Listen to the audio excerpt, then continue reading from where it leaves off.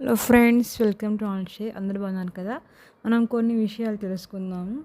So Abhijit ముహూర్తం అంటే ఏంటి అంటే, ఇది శ్రీరాముడు 12 గంటలకు జన్మించాడు కదా. మధ్యాహ్నము ఆ సమయంలో శ్రీరామునికి పూజలు అవి చేస్తారన్నమాట. అదే అభిజిత్ ముహూర్తము. మామూలుగా అయితే పండగలు పొద్దున కానీ సాయంత్రం కానీ చేస్తారు. అది అందుకనే ఈ అయోధ్యలో మనకు ఆధునిక, అలాగే న్యూ ఆర్కిటెక్చర్, అలాగే ఓల్డ్‌ది ప్రాచీన ఖగోళ శాస్త్రం అనుసరించి ఖచ్చితంగా శ్రీరామనవమి రోజు సూర్యకిరణాలు తిలకంలాగా పడేలాగా ఆ బాలరామయ్య నుదిటిపైన పడేలాగా అలా బిల్డ్ చేశారంట. ఈ రామ్‌లల్లా అనేది కొత్తగా నిర్మించిన గుడి అయోధ్యలో.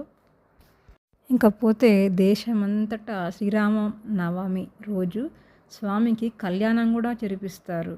కానీ అది సంఘటన మధ్యాహ్నం జరగడం వలన కళ్యాణం అనేది చంద్రుడు చూడలేడని ఆయన చాలా బాధపడ్డాడంట చంద్రుడు.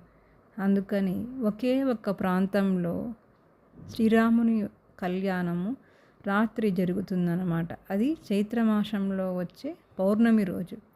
అది ఏ ఊరో తెలుసా మీకు? మన కడప నగరం దగ్గరలో ఉన్నటువంటి ఏకశిలా నగరమైన ఒంటిమిట్టలో ఇది జరుగుతుందన్నమాట. చక్కగా మనము కనుల విందుగా చూసి ఆనందించవచ్చు. సో 2026లో ఏప్రిల్ 1న సీతమ్మ వారు రామ కళ్యాణం మనం చక్కగా చూడవచ్చు. Thank you for watching.